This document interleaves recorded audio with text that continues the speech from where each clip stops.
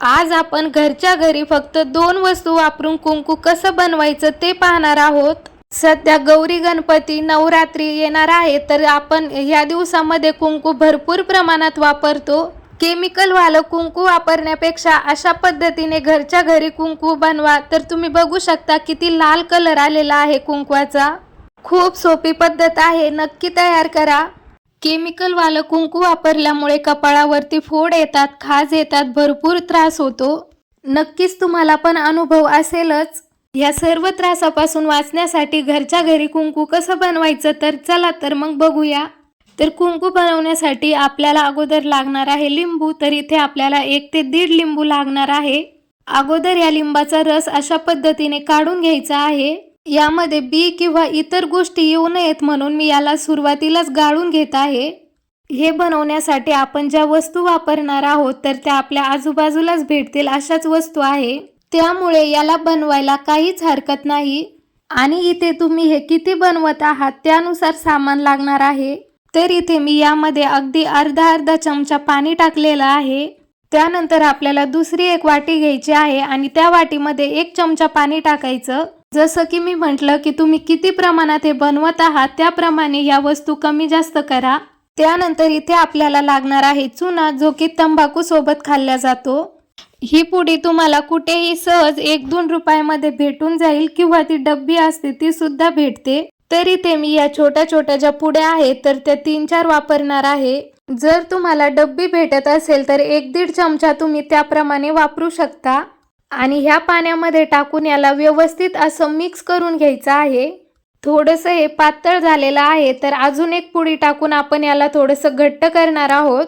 अगदी यामध्ये आपल्याला जास्त काहीही लागत नाही। अगदी 5 ते 10 मिनिटांमध्ये आपलं जे कुंकू आहे तर ते लाल भडक रंगाचं तयार होतं। तर नक्कीच व्हिडिओ शेवटपर्यंत बघा, कारण शेवटी देखील आपल्याला एक छोटंसं काम करायचं आहे। त्यामुळे आपलं जे कुंकू आहे तर ते जास्त दिवस टिकतं आणि कलर सुद्धा सुरेख येतो। त्यानंतर इथे आपल्याला लागणार आहे हळद।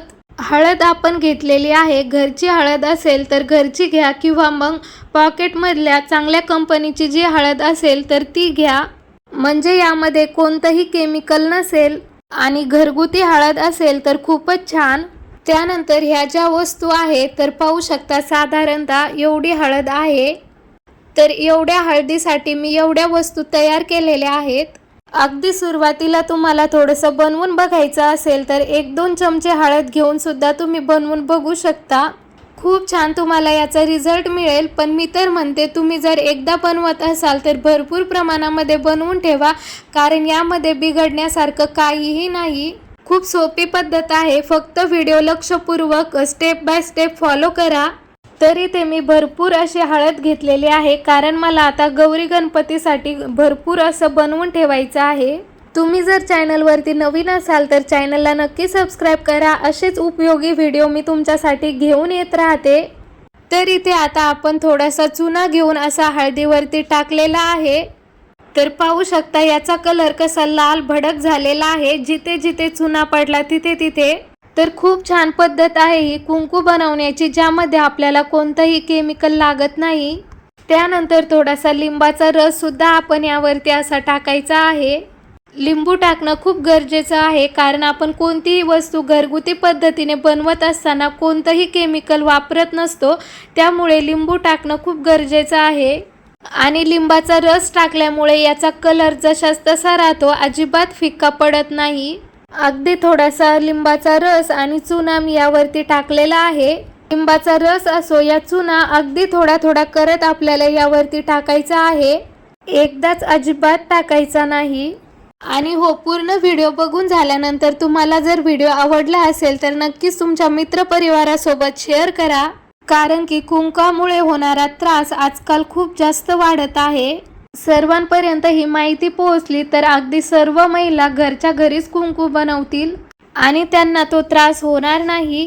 यामध्ये आपल्याला हे मिश्रण असं थोडं थोडं टाकत चोळून घ्यायचं आहे, जेणेकरून यामध्ये गाठी तयार होणार नाही। तर तुम्ही पाहू शकता किती छान लाल कलर येत आहे याला। हळूहळू करत आपण हे जे मिश्रण आहे ते यामध्ये टाकत राहू। जास्त पातळ असा हा जो चुना आहे किंवा लिंबाचा रस आहे तो आपल्याला करायचा नाही।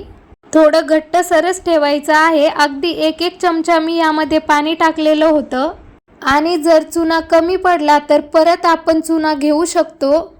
आणि लिंबाचा रस 1 ते 1.5 लिंबू एवढ्या हळदीसाठी पुरेसा आहे.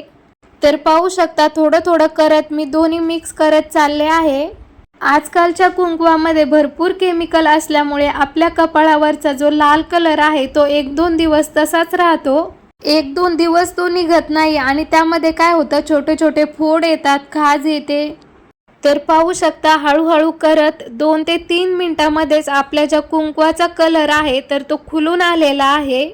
तर यासाठी मला 3 ते 4 पॉकेट चुना लागलेला आहे. तर तो आधीचा चुना संपला होता तर मी परत थोडासा चुना घेतला होता.